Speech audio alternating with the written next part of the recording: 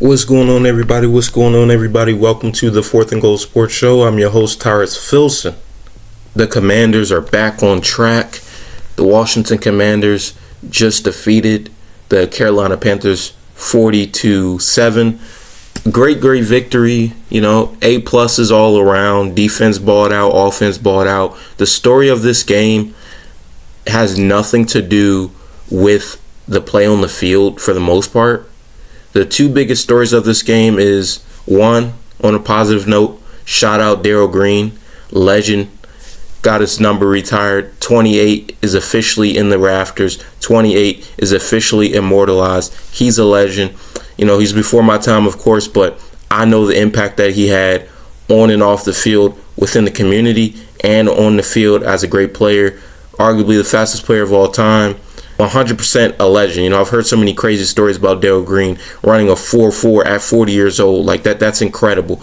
So, when I think of Darrell Green, obviously, yes, he's before my time, but I think of just a spectacular player who was underrated in the beginning, had all the reasons to not make it where he has made it, but he defied the odds. So that's what I think of when I think of Darrell Green, and he's an example that possibilities are possible if you view them as possibilities and not limit yourself.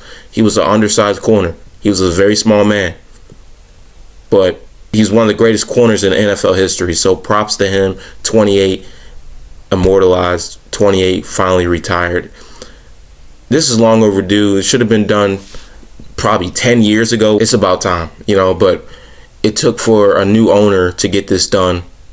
Very unfortunate, but we already know the drama with the former owner. We're not even going to get into that. But the number two biggest story of this game would be the Jaden Daniels injury. And you could argue that this is the biggest story of this game, for those who aren't really concerned with the Darrell Green retired number, which to me is legendary. But yeah, Jaden Daniels injury, watching that play, at first I was like, okay, what exactly happened? It was a non-contact injury. But if you go back to the previous play where he had that big time run, he was hit a certain way. And I think at that point the injury started lingering. He started wincing a little bit, shook his head a little bit. You could tell with the body language something was shaking him up a little bit. Then the next play he goes for a run, stops short, kind of tries to stop himself, drop down before hitting that contact, and he just holding his rib area, and it didn't look too well. It did confuse me because I'm like, it's a non-contact. What happened? But I had to go back and look at the previous play and the previous few plays to see what was going on. But I think Jaden's going to be fine. I want to clarify that. I think he's going to be back next week versus Chicago, but I think Jaden really needs to lock in on gaining more weight, gaining more muscle.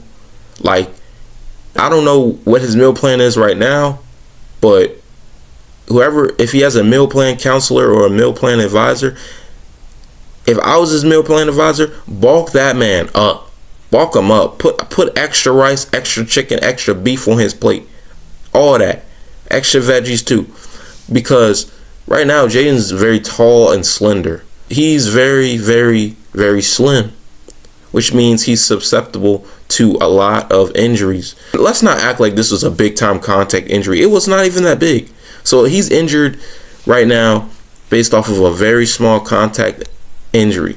And really, like I said, we didn't think it was a contact at first, because when he actually showed wincing and pain, he was on the ground. That was a play. It was after a play where there was no contact. So for me, I just think that Jaden needs to lock in on those things. Not saying he hasn't already done that, but increase it for sure. In the coming years, he's definitely going to need to gain some weight and bulk up a little bit. But overall, I'm not too worried about this injury. Jaden Daniels is a tough dude. He's a tough quarterback. He'll be back. He's not as fragile as a lot of people want to make it seem like he is. I'm not going to sit here and act like he's fragile as RG3 was. RG3 went through a lot of his rookie year with injuries. And we're not even going to go there because a lot of people love comparing, thinking of the past. It's a new era here. It's a whole new era. Jaden Daniels is his own player. We don't need to constantly compare. Like he said, I want to be my own player. I want to be the first Jaden Daniels. I don't need to be compared to other people. So we're going to do that. We're going to give Jaden Daniels the benefit of the doubt. I believe he's going to be back. I know his mom was tweeting, he's fine. That's cool and dandy, but I hope he gets checked out by the doctors and we get an update on that. I really do, because, he's the franchise. He's the franchise. He needs to be okay. And we're going into a big game against the Bears. Marcus Mariota held it down against the Panthers. That's all fine and well, but we play the Bears defense next week. I promise you, we're not going to win that game if JD5's not on the field. We're just not, because the Bears are clicking on all cylinders. They're coming off a bye. They got some rest, and we need JD5 out there. We need him out there. Marcus Mariota was tearing it up against the Panthers. I get that. There's two factors to that. Marcus Mariota, he's a solid backup. I'll give him that. 2, you're playing the Panthers. So take those 2 into account. Not to discredit anything that he did well today, but against the Bears, I don't see that happening. We need JD5 back. Rest that man all week if he needs that. Rest him all week. Give him some healing gel on his ribs, whatever you need to do. Wear extra protection, whatever you need to do. We have to get JD5 back on the field for Sunday's game. That's all I'm worried about right now. But aside from that, this game was an excellent performance, a blowout at home. When is the last time Washington had a blowout win at home? I don't remember. 40-7, absolute domination from start to finish. The pick 6 to start the game, I was hyped. When's the last time our defense had a defensive touchdown? When's the last time that happened? I can't remember. It's been a while. Let's just say that. And it's so tough to see these dogs perform. Dante Fowler, baller. Forbes finally got it together. Did y'all see Forbes got an interception today? Forbes actually made a positive play. I couldn't believe it. It's like, are we in a different dimension right now? Like, what happened? Forbes made a play, and it's positive. You gotta love it.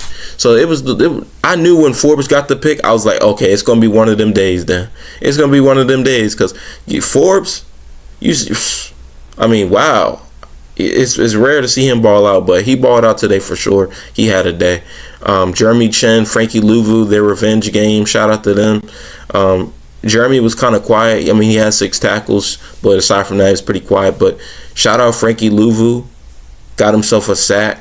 Frankie's a dog, for real. He's the most explosive player we have on the roster. Let's clarify that. Offense or defense. If you just take the word explosive, I think of Frankie Louvu. The dog's a fast cat. He's always got his eyes towards the ball, ready to make a play. And I just love that addition for our team. He's a dog. The Panthers made a mistake letting that guy walk.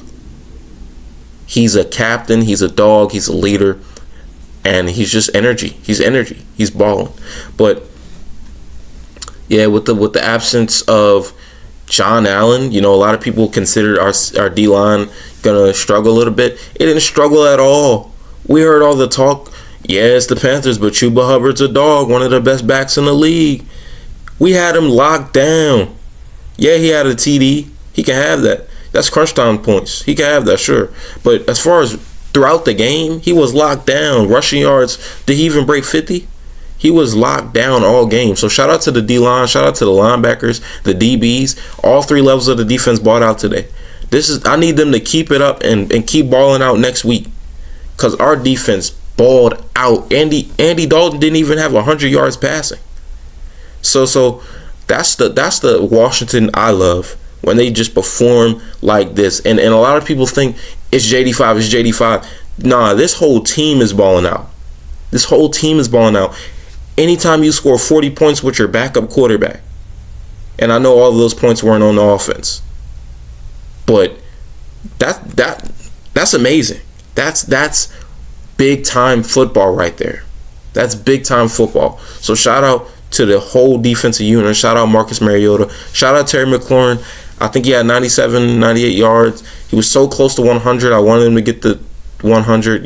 He deserves those big time 100-yard games. But for sure, he had a big day. Zach Ertz, Ben Sinnott. Love to see the tight ends eat. But yeah, Terry was cooking up. Man, Terry's a dog. I don't see any DB in this league that's stopping Terry.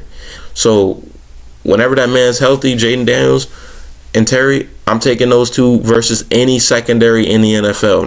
Not afraid, not scared. We lost to the Ravens by 7 points. Nobody else on our schedule is gonna be harder and tougher than that matchup was.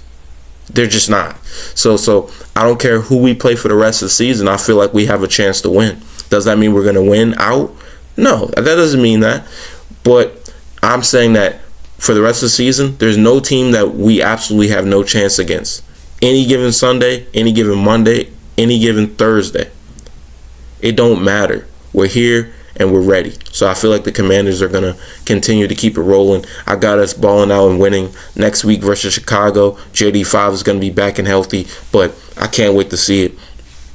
We're going to continue to see updates about the health of Jaden Daniels, his status for next Sunday's matchup, but I'm not too worried at all. He's going to be fine. He's going to be healthy. And we're going to see the number 1 pick versus the number 2 pick next Sunday. I cannot wait. Bears fans have been talking so much crap. Hey, y'all gonna see. Y'all gonna learn real quick. Y'all gonna learn real quick what type of rookie quarterback Jaden Daniels is. Historic, legendary. Let's get that out the way now. He's all of those things. But they're going to learn firsthand. JD5 will be back and healthy on Sunday, and they will learn firsthand. Belt is coming. That's all I got to say. But in conclusion, this is the 4th and Goal Sports Show. I'm your host, Tyrus Filson. Please be sure to like, comment, share, subscribe, as well as follow to the 4th and Goal Sports Instagram page. But without further ado, have a blessed day. Have a productive week. Peace.